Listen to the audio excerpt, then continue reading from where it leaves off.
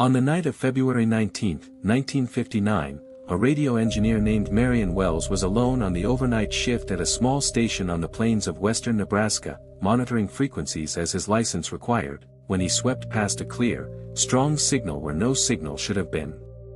A big band orchestra, mid-song. Then an announcer, warm and unhurried, with the rounded, formal diction of another era. And then the station identification, delivered twice, plainly, the way the law once demanded. This is station KDGG, broadcasting from Cedar Falls, Iowa. Marion Wells wrote the call sign down, and then he did the thing that separates this case from every campfire version of it. He threaded a reel of tape and pressed record. The tape still exists. And KDGG had been off the air, its license surrendered and its transmitter sold for scrap, for 25 years. Marion Wells was not a fanciful man. He was 41, a former Navy radio operator, and his job that night was technical and dull, keeping a transmitter within its legal power while the station played overnight music to empty farmland. He knew the band structure of the American Midwest the way a mailman knows his route. The signal he found was not skywave skip from some distant city, not a harmonic, not interference. It was local strong, clean, and it stayed put on the dial for 51 minutes while he recorded 38 of them. KDGG was real, and it was gone. It had been licensed in 1927 to a furniture dealer in Cedar Falls who loved dance music, and it broadcast for 7 years, small and beloved, until a fire in January of 1934 destroyed the studio and killed the station's only full-time announcer, a man named Vernon Ott, who had gone back inside for the record library. The license was surrendered that spring. The transmitter, damaged, was sold for scrap, and the scrap dealer's receipt survives in a county historical society, dated, itemized, final. No station anywhere ever used the call sign again. The Federal Registry confirms it. Those 4 letters were retired in 1934 and never reassigned. The tape Marion Wells made was studied at the time and has been studied since, and here is what is on it. Dance band music, at least 3 songs, one of which archivists later identified as a 1932 recording that was never reissued. Between songs, the announcer speaks, and his patter is dated in a way an imitator would struggle to fake, small local references, a furniture store's slogan, a mention of a church social. 2 people who had lived in Cedar Falls in the early 30s, played the tape separately decades later, both identified the voice without being prompted. It was Vernon Ott. His cadence, his little laugh, his habit of saying the time twice. The man who died in the record library in 1934 is on a tape made in 1959, sounding not like a ghost but like a professional in the middle of an easy shift.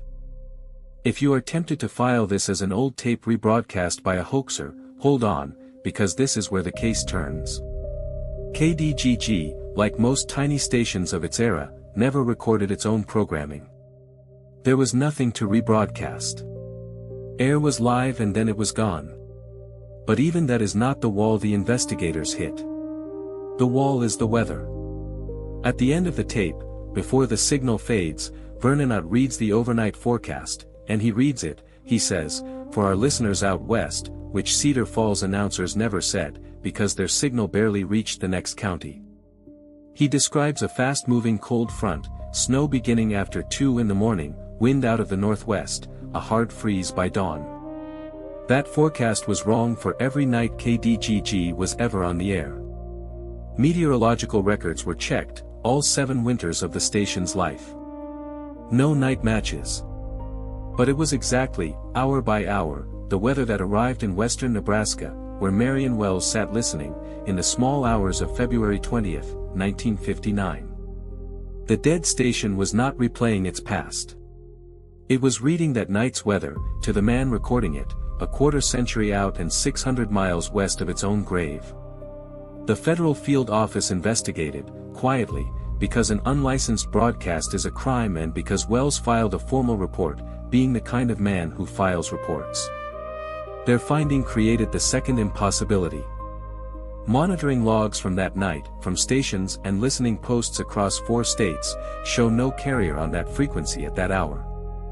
Nothing was transmitted. Whatever Marion Wells received arrived at his receiver, and his tape recorder, and nowhere else on Earth.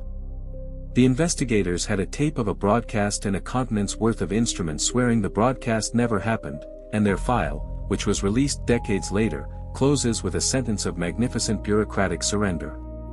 Source of signal could not be determined and is not believed to have existed.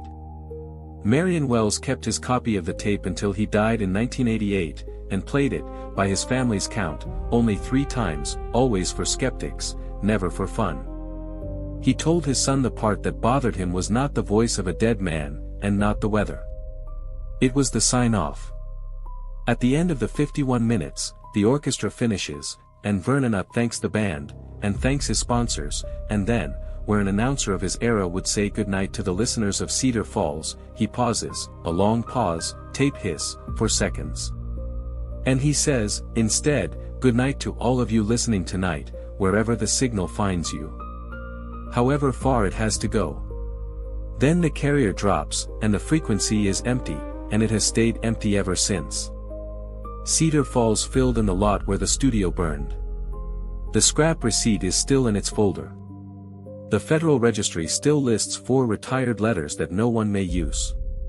And in an archive in Nebraska there is a reel of quarter-inch tape on which a man who had been dead for 25 years reads tomorrow's weather to one listener, 600 miles away, and signs off the way you sign off when you know exactly who is out there in the dark, and exactly how long your signal has been traveling to reach him.